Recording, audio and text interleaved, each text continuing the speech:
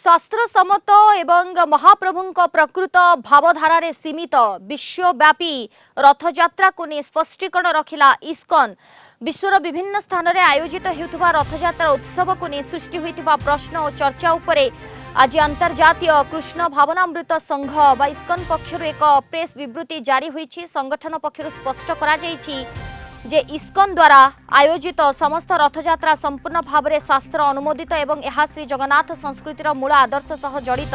ISKCON पक्षर कहुछि जे संगठनर विद्वान माने श्री जगन्नाथ मंदिर प्रशासनर गवेषक और पंडित मानक सह गजपति महाराज श्री दिव्य सिंह देवंक गरिष्ठ उपस्थिति रे आलोचना करिसेंती एवं विभिन्न पुराण और शास्त्रर प्रत्यक्ष संदर्भ उपस्थापन करा जाय यह सफलतार सहित प्रमाणित करा जायछि जे इस्कॉन रथयात्रा सनातन धर्मर शास्त्रीय नियम अनुसार संपूर्ण वैध। शास्त्रर व्याख्या अनुଯାयी रथयात्रार मूल लक्ष्य हेउछि जगतर नाथ श्री जगन्नाथ निजे मंदिररू बाहर को आसी जाति धर्म और वर्णर भेदभाव भूली समस्तंकु दर्शन देबे एवं कृपा वर्षण करिवे।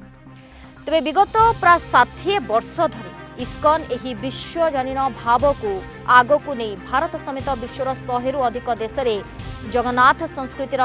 प्रसार करि आसुछि जेउठारे सनातन परंपरा विषय रे लोके प्राय अज्ञ थिले। इस्कॉन श्री जगन्नाथ मंदिर प्रशासन को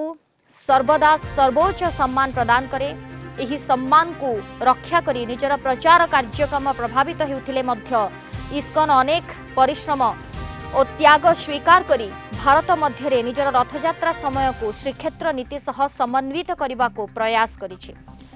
भारत में रथयात्रा पाई सरकारी अनुमति पाइबा जेतिकी आह्वानपूर्ण विदेश माटी रे एहा ताठारु बहुगुणा कठिन। सेठारे निर्दिष्ट तारीखर कटकणा प्रतिकूल पाणीपाग एवं जटिल प्रशासनिक नियमावली सत्वे इस्कॉन सफलतार सहित महाप्रभुंक यात्रा आयोजन करुछि। तेबे ए प्रयास द्वारा अमेरिका रशिया आफ्रिका और दक्षिण अमेरिकार लक्ष लक्ष लोक आज श्री जगन्नाथंक परम भक्तरे परिणत होई पारिछन्ति। अनेक निष्ठापर श्रद्धालु श्रीमंदिर भितर को जाई दर्शन करिबारु वंचित हेउथुबा बेले बहु लोक पूरी रथयात्रा रे मध्य सामिल होई पारंती नाही। सेभଳି भक्त मानक पई इस्कॉन विश्वव्यापी रथयात्रा भगवान को आशीर्वाद पाइबार एक माध्यम साजिछि।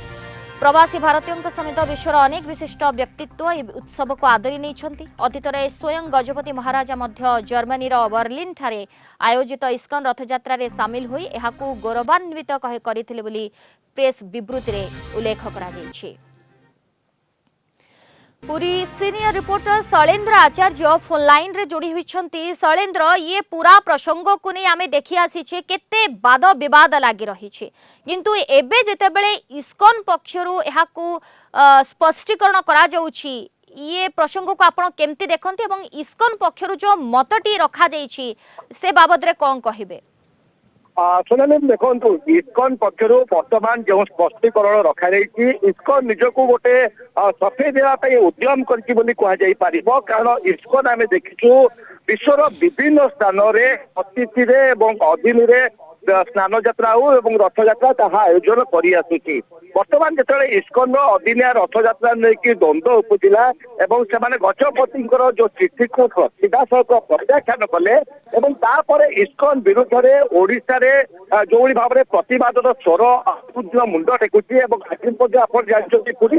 इस्कॉन को शीघ्र विरोध कर ठीक मध्याह्न 12टार श्रीमंदिर प्रशासन कार्यालय सम्मुखें एक विक्षोभ प्रदर्शन कर पूर्व इस्कॉन निजक सफेई देवाक जाई स्पष्टीकरण रखी कहुपर महाप्रभुंर जो परम जो सृजना जो संस्कृति रही समग्र विश्व में प्रचार प्रसार करने निश्चित भाव में स्वागत योग्य। इस्कॉन जहाँ कही विदेश जो मैंने रथयात्रा संपर्क अनभिज्ञ थे पक्ष आयोजित होता रथयात्रा संपर्क में सूचना पाई से बहु संख्यार सामिल हो पार्टी स्वागत योग्य, किंतु से जो जुक्ति दर्शाई कहवाक स्पष्ट भाव चाहिए सोनालिनी श्रीनगर ठारे जो पुरी जो मैंने विद्वान रही पंडित रही सहित इस्कॉन जो विद्वान पंडित मानकर जो कथाकटी होता से गोटे उपनीत होता जे आषाढ़ शुक्ल द्वितीया अर्थात मूलपीठ श्रीक्षेत्र में जो दिन रथयात्रा आयोजित करने जाऊँगी से दिन इस्कॉन पक्षर जो रथयात्रा हे से तिथि ही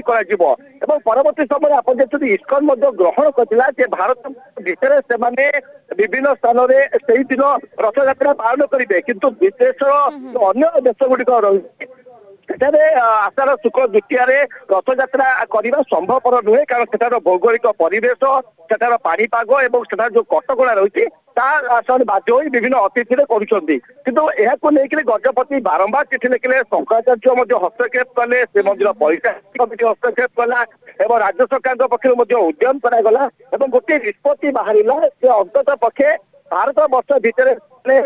ଆଷାଢ ଶୁକ୍ଳ ଦ୍ୱିତୀୟାରେ ରଥଯାତ୍ରା କରନ୍ତୁ ଏବଂ ଭାରତ ବର୍ଷ ବାହାରେ ଆଷାଢ ଶୁକ୍ଳ ଦ୍ୱିତୀୟାରୁ ନବମୀ ପର୍ଯ୍ୟନ୍ତ ଏହି ତିଥି ମଧ୍ୟରେ ମଧ୍ୟ ରଥଯାତ୍ରା କରିପାରିବେ କିନ୍ତୁ ଏ ସବୁକୁ ଅବମାନନା କରି ସୋନାଲି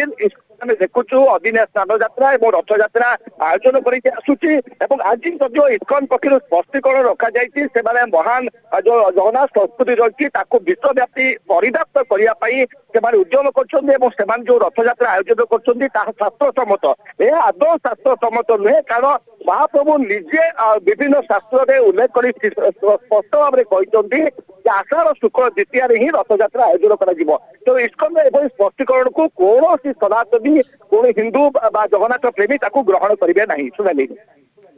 निहाती शैलेन्द्र किंतु आमे पूर्वर मध्य देखि आसी जेमती आपण मध्य कहूथिले पुरी गजपति महाराजा दिव्य सिंह देव मध्य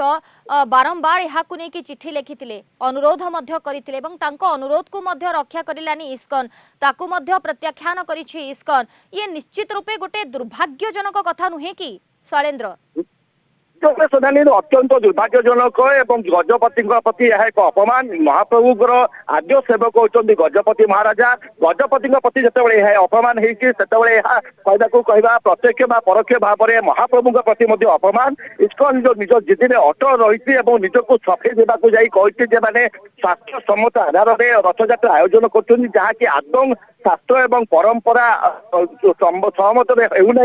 एवं जो भाव में समग्र भारत वर्ष में बर्तमान इस्कन विरुद्ध में गोटे प्रतिवाद एवं विक्षोभ आरंभ है से समय निजक बंचाइवा इस्कन एभली एक स्पष्टीकरण रखी श्रीजगन्नाथ संस्कृति को आग को बढ़ाई एवं श्रीजगन्नाथ संस्कृति को विश्व परिव्याप्त करने रथयात्रा आयोजन कर पंडित मान द्वारा स्वीकृत प्राप्त एवं शास्त्र सम्मत किंतु ये आम कही रखा चाहिए स्कंद पुराण हो नीलाद्रि महोदय हो पद्म पुराण हो विभिन्न शास्त्र पुराण में जो भाव में वर्णना रही विशेषकर मुक्ति मंडप पंडित सभा जो भाव में समस्त पांची को टीकिनिकी भाव में अनुधान करने स्पष्ट भाव में कहते जुलाई 16 तारिख ही जेहेतु उदय काल